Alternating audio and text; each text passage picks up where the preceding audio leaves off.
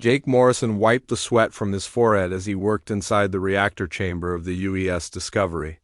The massive ship moved through space at incredible speed, but Jake barely noticed the gentle hum that most crew members had grown used to. He was too focused on the complex repairs needed to keep their main power system running smoothly. The 28-year-old engineer had been working on starships for 6 years now, but nothing had prepared him for this deep space mission.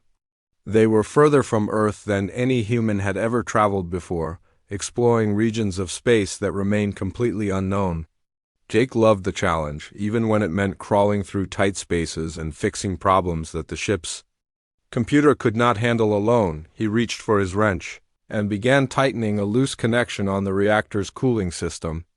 The work was dangerous, but Jake had done it hundreds of times before. The reactor generated enough power to supply a small city, and even the smallest mistake could have serious consequences. That was why only the most skilled engineers were allowed to work on it. Ken. Lisa Blake's voice came through his communication device. "Jake, how are the repairs coming along down there?" "Almost finished, Captain," Jake replied, not looking up from his work. "Just need to secure this last connection and run a quick systems check. Good work. We need full power restored within the next hour. We're approaching an area where the navigation sensors are picking up some unusual readings." Jake nodded even though she could not see him. The Discovery had been encountering strange phenomena ever since they entered this region of space 3 weeks ago. Energy readings that made no sense, gravitational anomalies that seemed to appear and disappear without warning, and now something else that had caught the attention of their science team. He finished tightening the connection and moved to the main control panel.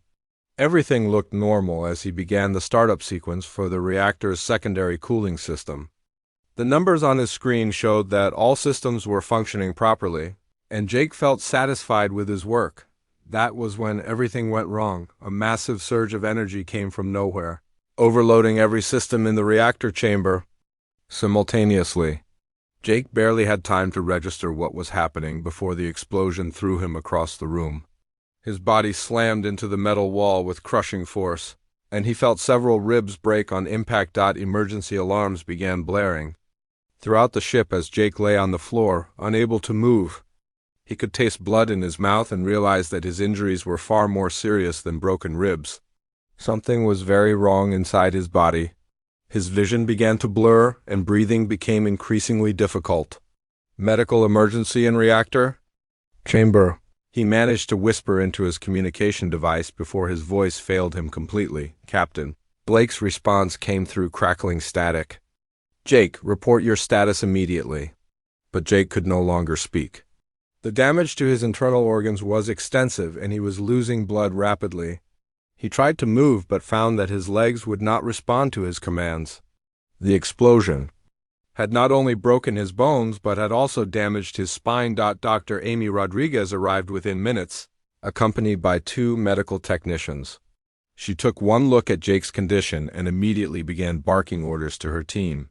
"Get him to the medical bay now. Internal bleeding, possible spinal damage, and at least 4 broken ribs. We need to move fast." They carefully lifted Jake onto a stretcher and rushed him through the ship's corridors. Jake drifted in and out of consciousness, catching glimpses of worried faces and hearing fragments of urgent conversations. He knew from their expressions that his situation was critical. In the medical bay, Dr. Rodriguez worked frantically to stabilize his condition. The ship's medical equipment was advanced, but it was designed for routine injuries and illnesses, not catastrophic trauma like this. Jake's blood pressure was dropping dangerously low, and his damaged organs were beginning to shut down one by one. "Captain, I need to speak with you immediately," Dr. Rodriguez said through the ship's communication system. Her voice was tense with urgency. Captain Blake arrived within minutes, still wearing her command uniform. "How bad is it, Amy?" "Worse than anything our medical bay can handle. His internal injuries are too extensive. Without immediate surgical intervention at a major medical facility, Jake has maybe 2 hours left, and we're days away from the nearest space station." The captain stared at Jake's unconscious form, his face pale and his breathing shallow. "What are our options?" Honestly, Lisa, we don't have many. I can keep him stable for a short time, but I can't repair this level of damage with the equipment we have available. Captain Blake was about to respond when the ship's communication officer interrupted them. Captain, we're receiving an incoming transmission from an unidentified vessel.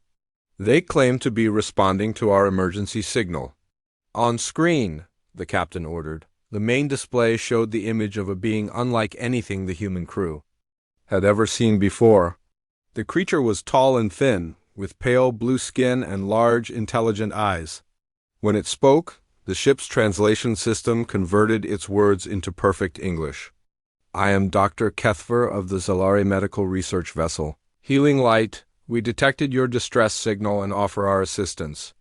We have advanced medical capabilities that may help your injured crew member. Captain Blake looked at Dr. Rodriguez, who nodded grimly. They had heard of the Zalari before, though few humans had ever encountered them directly. They were known throughout the galaxy as master healers, capable of medical miracles that other species could not even understand. Dr. Kethver, we accept your offer. Our engineer has suffered severe trauma, and our medical facilities are inadequate for his injuries. We will dock with your vessel within 30 minutes. Prepare your patient for immediate transport to our medical bay. I must warn you, however, that his injuries may require experimental treatment methods that have never been used on humans before. Captain Blake felt a chill run down her spine, but she looked at Jake's failing vital signs on the medical monitor and knew they had no choice. Understood, Doctor. We'll be ready. As the Zalari ship approached, Jake's condition continued to deteriorate. His heart rate became irregular, and his breathing grew increasingly labored. Dr. Rodriguez did everything she could to keep him alive, but she knew that time was running out rapidly. The fate of Jake Morrison now rested in the hands of alien doctors, whose methods were completely unknown to human medicine. The Zalari medical bay was unlike anything the humans had ever seen before. The walls seemed to glow with a soft blue light that came from within the material itself. Strange instruments hung from the ceiling, moving with fluid motions that suggested they were somehow alive. The air smelled clean and sterile, but with a faint metallic undertone that made Jake's unconscious form seem even more fragile. Dr. Kethver moved around Jake's body with smooth, precise movements. His long fingers worked controls that appeared in the air as he touched them, holographic displays that showed detailed scans of Jake's internal damage. The Zalari doctor's large eyes reflected deep concern as he examined the readings. The damage is extensive, Dr. Kethver said to his colleague, Dr. Vestra, who stood nearby monitoring other instruments. Multiple organ failure, severe blood loss, and neurological trauma. Standard repair protocols will not be sufficient. Dr. Vestra nodded, her pale blue skin darkening slightly with worry.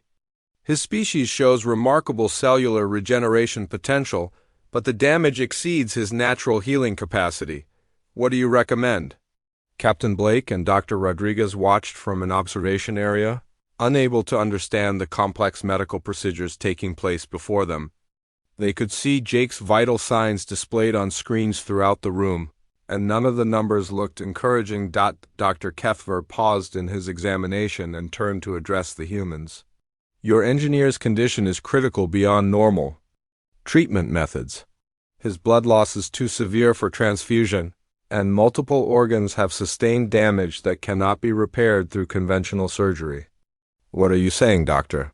Captain Blake asked, though she suspected she already knew the answer. I am saying that to save his life, we must attempt something that has never been done before. We must replace his blood entirely with our most advanced medical nanofluids. Dr. Rodriguez stepped forward, her medical training making her naturally cautious. Nanofluids? What exactly does that involve? Dr. Vestra activated a holographic display that showed microscopic machines floating in a silvery liquid. These are medical nanomachines designed to repair tissue damage at the cellular level. They can rebuild organs, reconnect nerve pathways, and restore function to damaged systems. However, they have never been used on a human before. What are the risks? Captain Blake asked. Unknown, Dr. Kethver replied honestly. Human physiology is different from any species we have treated. The nanofluids might be rejected by his immune system, or they might cause unexpected reactions. But without this treatment, he will certainly die within the next hour. The captain looked at Jake's pale face and made her decision. Do it. The procedure began immediately. Dr. Kethver inserted thin tubes into Jake's major blood vessels while Dr. Vestra prepared the nanofluids in a specialized chamber. The silvery liquid seemed to move with its own intelligence, swirling patterns, appearing and disappearing as the microscopic machines activated. Beginning blood replacement, Dr. Kethver announced as he started the process. Jake's damaged blood was slowly drained from his body while the nanofluids took its place. The change was immediate and visible. His skin, which had been growing paler by the minute, began to show a faint metallic sheen as the nanomachines spread throughout his circulatory system. The Zalari doctors monitored dozens of readings as the nanofluids reached Jake's organs. Almost immediately, the machines began their work. Damaged tissue started repairing itself at a speed that amazed even the experienced alien physicians. Remarkable, Dr. Vestra whispered as she watched the displays. Look at the cellular regeneration rate. It's 3 times faster than our models predicted. Dr. Kethver was equally surprised. His immune system is not rejecting the nanofluids. Instead, it appears to be adapting to work with them. This is unprecedented. Jake's broken ribs began to mend themselves, the bones knitting together with perfect alignment. His damaged organs regenerated healthy tissue while the nanomachines repaired internal bleeding and restored normal function. Even his spinal cord, which had been severely damaged in the explosion, showed signs of complete recovery, but something else was happening that the Zalari doctors had not expected. The nanofluids were not simply repairing Jake's body to its original condition, they were improving it. Dr. Kethver, are you seeing this? Dr. Vestra pointed to one of her displays. The nanomachines are creating new neural pathways in his brain. His nervous system is adapting to integrate with the technology. Impossible, Dr. Kethver replied, but his instruments confirmed what his colleague was reporting. The nanofluids are supposed to maintain their original programming. They should only repair existing structures, not create new ones. Captain Blake watched in amazement as Jake's vital signs not only stabilized but began to exceed normal human parameters.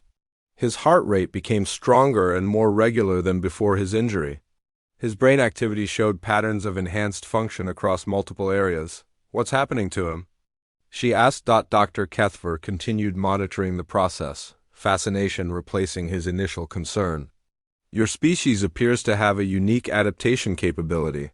The nanofluids are responding to genetic instructions they have never encountered before. Jake's DNA is essentially teaching the machines how to optimize human biology. The transformation continued for several hours. Jake's muscle tissue became denser and stronger while maintaining its flexibility. His bone structure reinforced itself without adding bulk. Most remarkably, his nervous system developed new connections that seemed designed to control the nanomachines directly. This is extraordinary, Dr. Vestra said as she studied the neural scans. He's developing a biological interface with the nanotechnology. His brain is learning to communicate with the machines at the molecular level. Dr. Rodriguez watched the readings with professional interest mixed with concern. Is this safe? We don't know what the long-term effects might be. Neither do we, Dr. Kethver admitted. But the integration appears to be stable and beneficial. The nanofluids are not fighting his biology. They're enhancing it in ways we never imagined possible. As the hours passed, Jake's transformation became even more remarkable. The nanomachines repaired not only his injuries but also minor imperfections throughout his body. Old scars disappeared, his vision improved beyond normal human limits, and his cardiovascular system operated with unprecedented efficiency. His cellular repair rate has stabilized at levels far beyond baseline human norms, Dr. Vestra reported. The nanofluids have essentially created a hybrid, biological-technological system that surpasses both human and machine capabilities individually. Dr. Kethver nodded as he made notes on his holographic displays. We may have accidentally created something entirely new. A perfect fusion of organic adaptability and technological precision. Captain Blake realized that when Jake woke up, if he woke up, he would no longer be entirely human. The question was whether this transformation was a gift or a curse, and what it might mean for the future of both humans and the galaxy itself. Jake's body had become a living laboratory where alien technology met human innovation, creating possibilities that neither species had ever imagined. Jake's eyes opened slowly, and the first thing he noticed was that the world looked different. Everything was sharper, clearer, and filled with details he had never been able to see before. He could count the individual threads in the fabric of the ceiling panels above him, and somehow he knew exactly how many there were without actually counting them. The number simply appeared in his mind as naturally as his own name. He sat up carefully, expecting to feel pain from his injuries, but there was none. His body felt stronger than it had ever felt before, filled with an energy that seemed to flow through every cell. When he moved his hand, he could see the faint silvery traces of nanofluids moving beneath his skin like tiny rivers of liquid metal. "Jake, can you hear me?" Dr. Rodriguez's voice came from somewhere nearby, but he could tell. She was standing exactly 12 feet and 4 inches away without looking at her. He could hear her heartbeat, steady but slightly elevated with concern. He could even smell the coffee she had been drinking an hour earlier. "I can hear you perfectly," Jake replied, surprised by how different his own voice sounded. It was clearer, more controlled. As if the nanofluids had improved his vocal cords along with everything else. Dr. Kethver appeared in his field of vision, the tall Zalari doctor moving with his characteristic smooth grace. "How do you feel, Jake Morrison?" "Different," Jake said honestly. "Everything is so much more intense. I can hear conversations happening 3 rooms away. I can see tiny scratches on the wall that I never noticed before. And I feel like I could run a marathon without getting tired."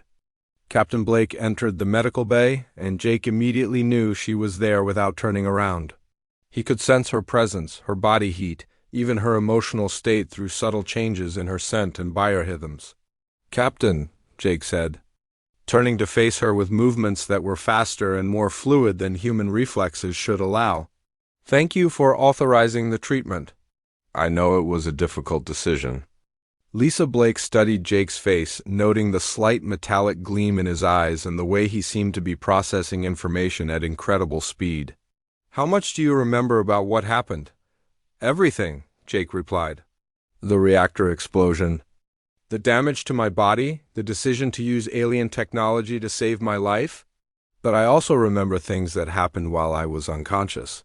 I could hear and understand every conversation in this room during the procedure."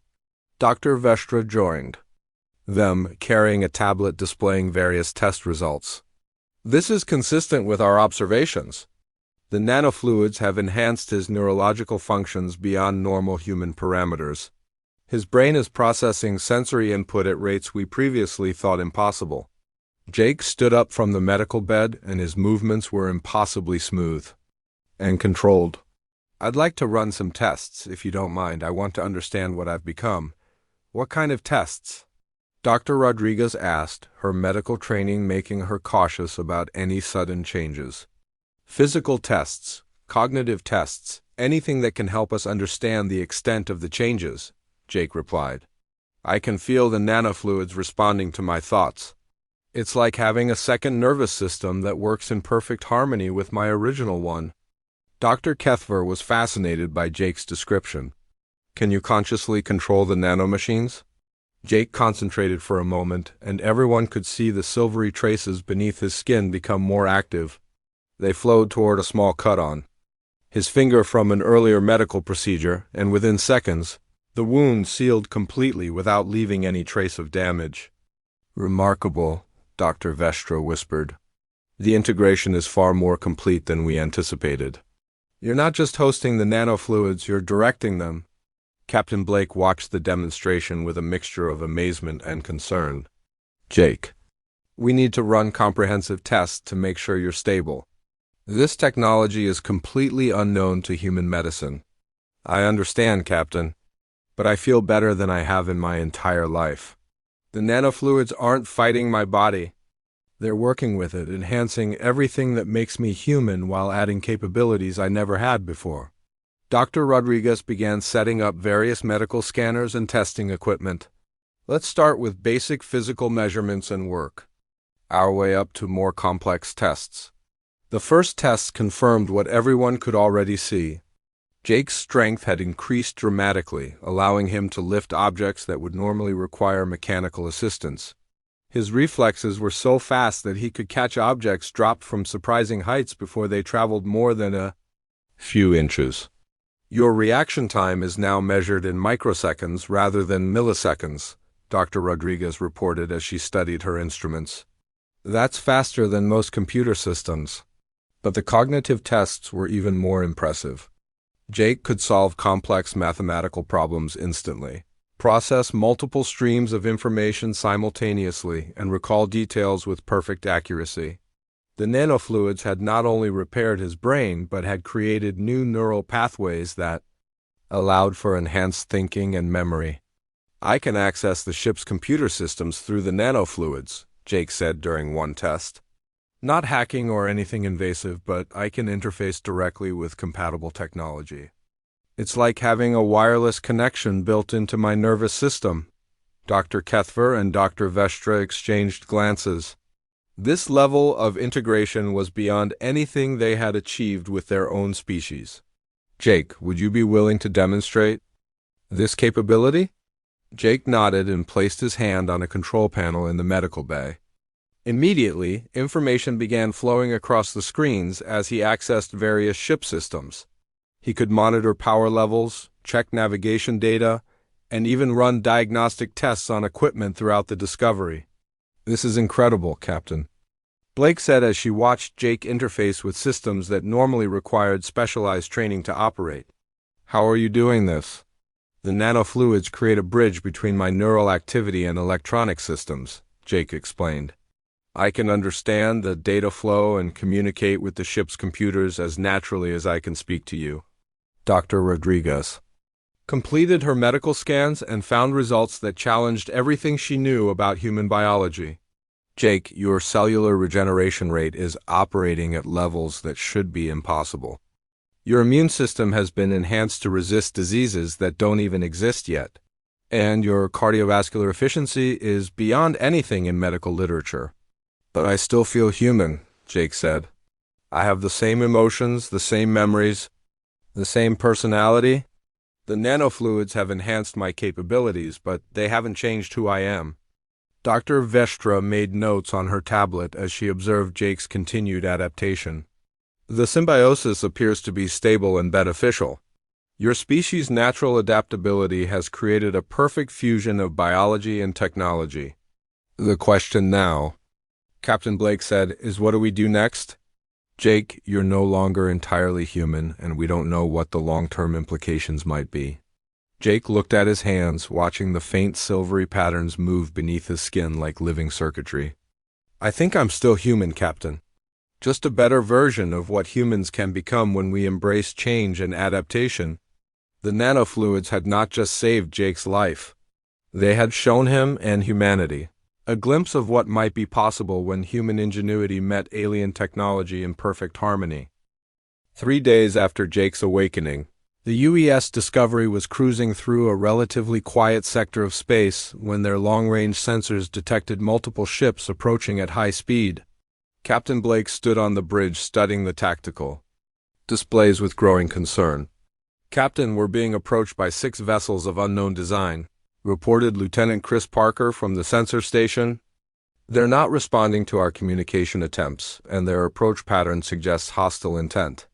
Jake stood near the navigation console, his enhanced senses picking up subtle vibrations through the ship's hull that normal humans could not detect.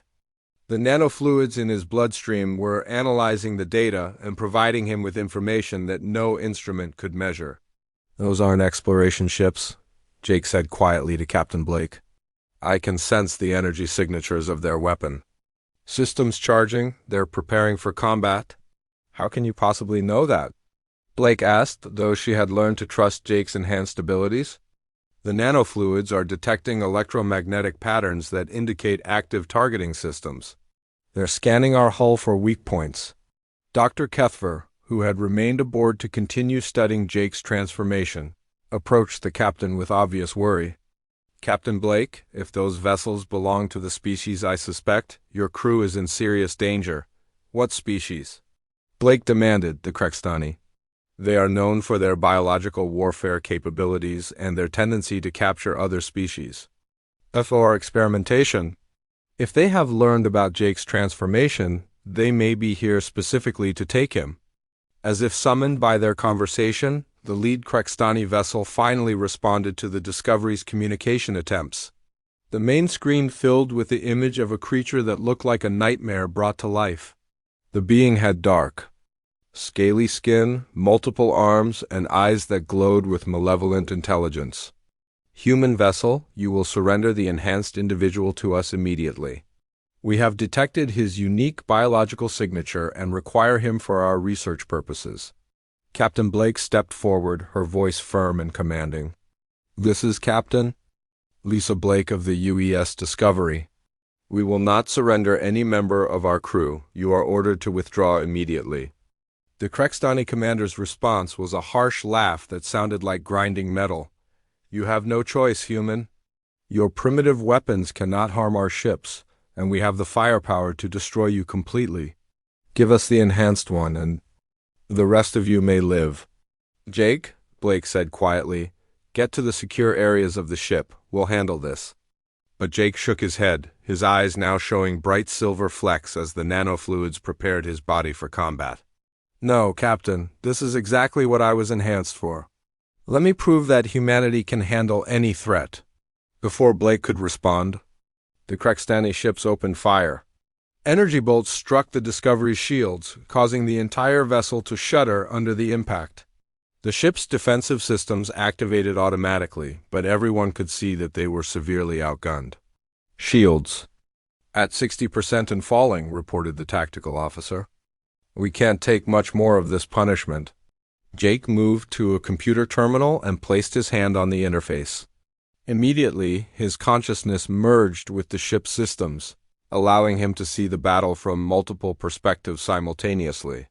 He could track every enemy vessel, predict their movements, and coordinate the Discovery's response with superhuman precision.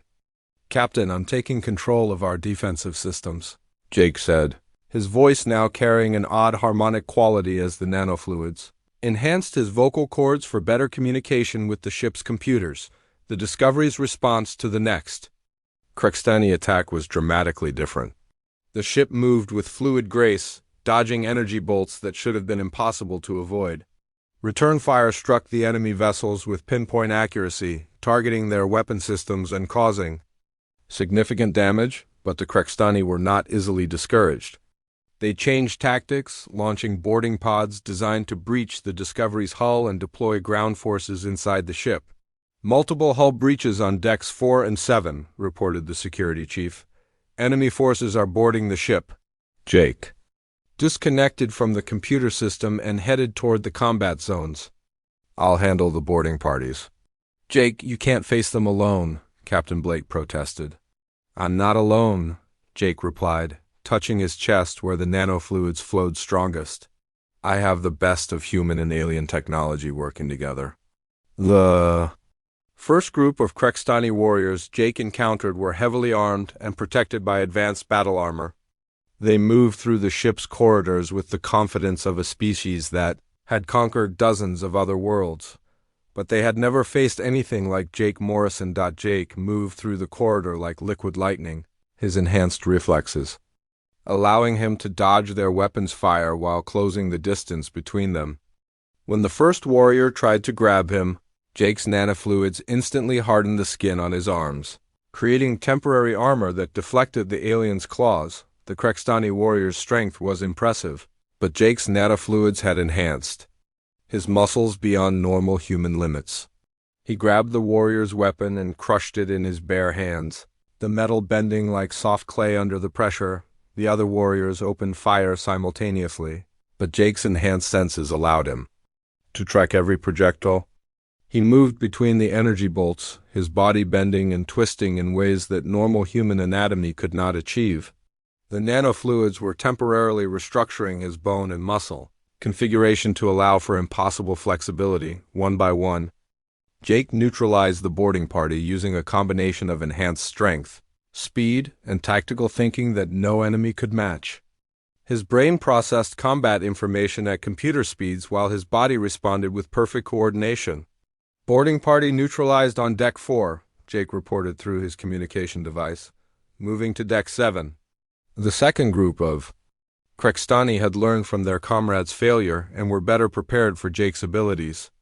They used wider-spread weapons and coordinated attacks designed to overwhelm even enhanced reflexes, but the nanofluids adapted in real time to the new threat. Jake's skin developed temporary sensory nodes that allowed him to detect enemies through solid walls. His bones became denser to absorb impact while his muscles generated more power for devastating counterattacks. When one Krextani warrior managed to land a blow that should have been fatal, Jake's nanofluids instantly repaired the damage while simultaneously analyzing the alien's fighting techniques. Within seconds, Jake knew exactly how to counter every move the warrior could make. The battle ended with Jake standing among the defeated Krextani boarding parties, his body showing no signs of serious damage despite the intense combat. The nanofluids had protected him, enhanced him, and adapted to every challenge the enemy could present on the bridge. Captain Blake watched in amazement as Jake's actions turned the tide of the entire battle. The remaining Krextani ships, seeing their boarding parties defeated and their weapons ineffective against the Discovery's new defensive capabilities, began to withdraw. The enhanced human is more dangerous than our intelligence indicated, the enemy commander transmitted before his ships retreated into hyperspace. We will return with greater force. But Jake had proven something important that day. Humanity's greatest strength was not their weapons or their ships, but their ability to adapt and overcome any challenge the universe could present. Combined with alien technology, that adaptability had created something the galaxy had never seen before. 2 weeks after the Krextani attack, Jake stood in the observation lounge of the UES Discovery, watching distant stars through the reinforced transparent panels. His enhanced vision could see details in the cosmic landscape that no normal human eye could detect. Nebulae millions of miles away appeared as clear as if they were only a few thousand kilometers distant, their colors and structures revealing secrets about stellar formation and galactic evolution. Captain Blake approached him, carrying a datapad containing orders that had just arrived from Earth Command.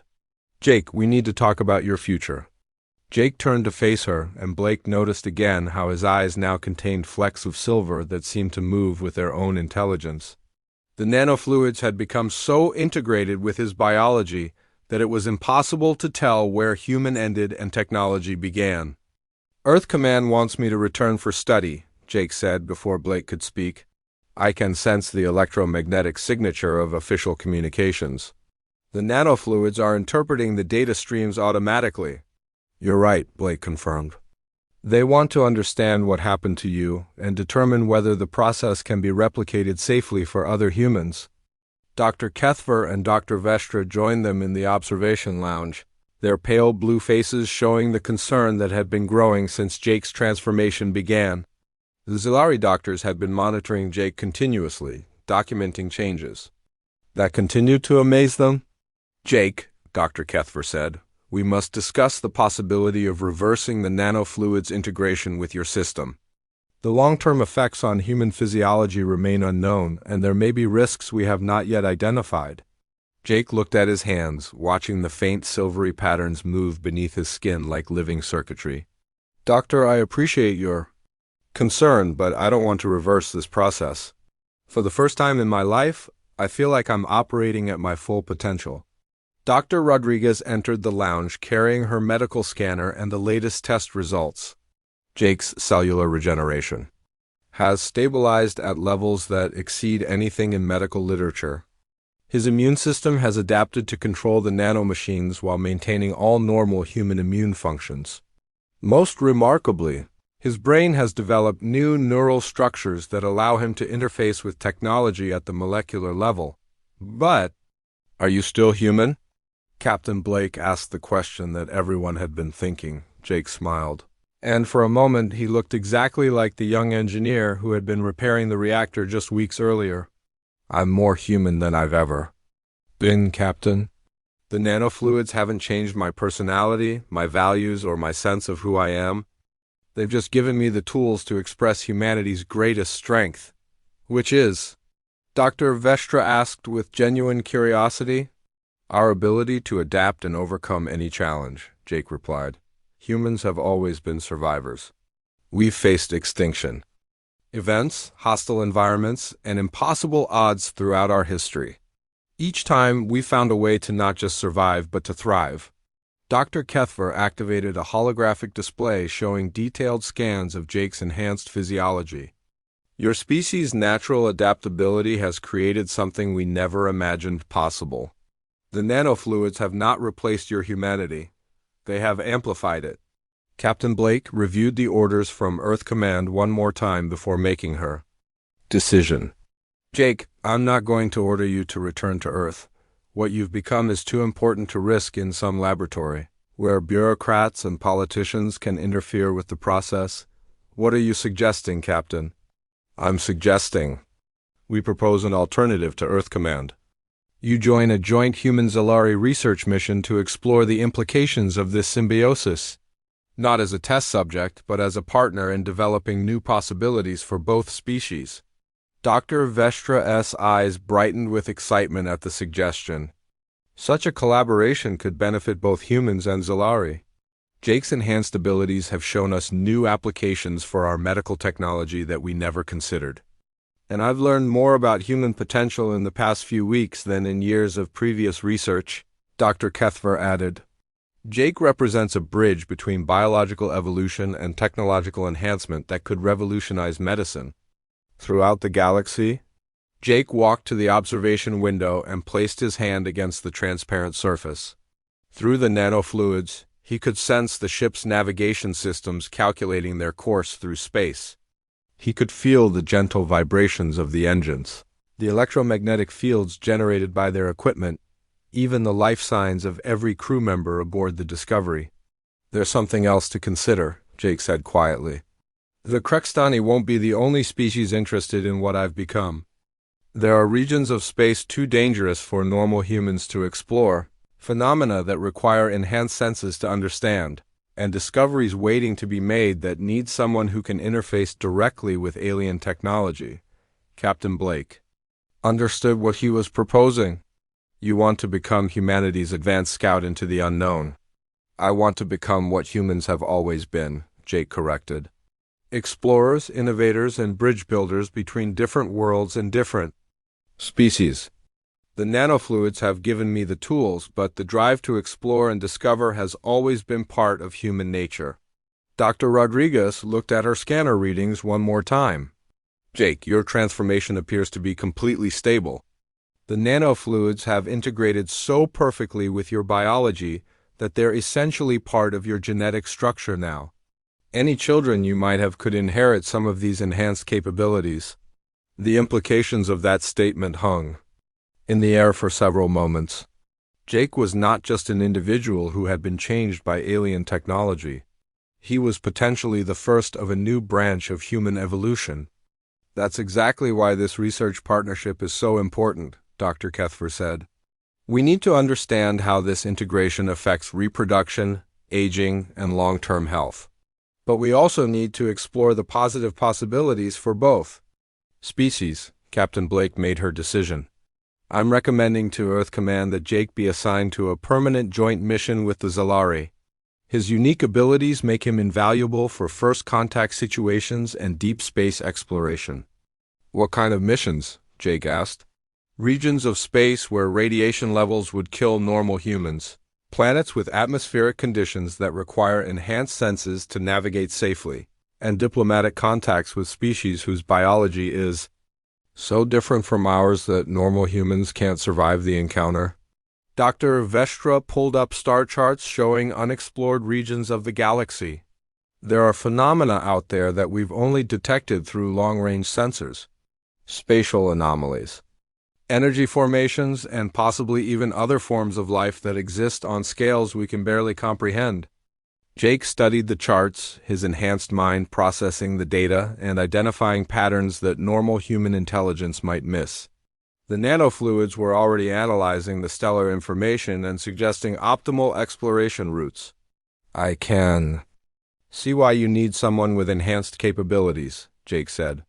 Some of these regions show energy signatures that would overwhelm normal sensor equipment.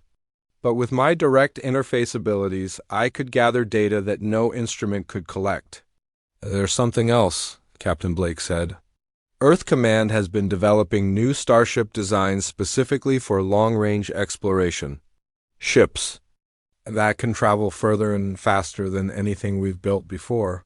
They need crew members who can handle the stresses of extended deep space missions.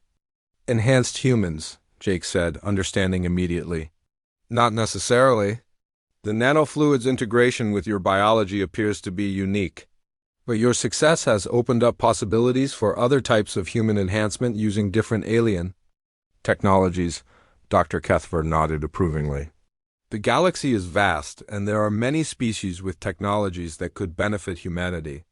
Just as human adaptability has improved our nanofluids beyond anything we thought possible. Jake felt a sense of purpose settling over him like a comfortable weight. He had always been an engineer, someone who solved problems and made things work better. Now he had the opportunity to solve problems on a galactic scale.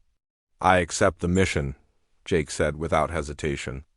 But I want to make sure that any discoveries we make are shared with both humans and Zellari equally. This partnership has to be based on mutual benefit and respect.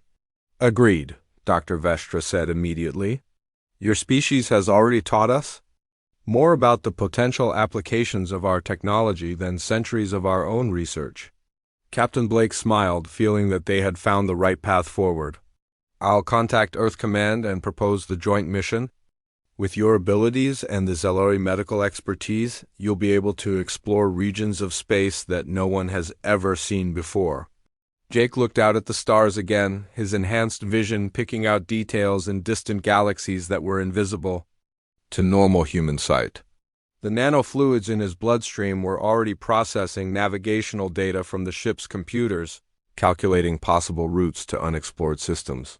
There's so much out there waiting to be discovered, he said. Civilizations we haven't met, technologies we can't imagine, and answers to questions we haven't even thought to ask yet.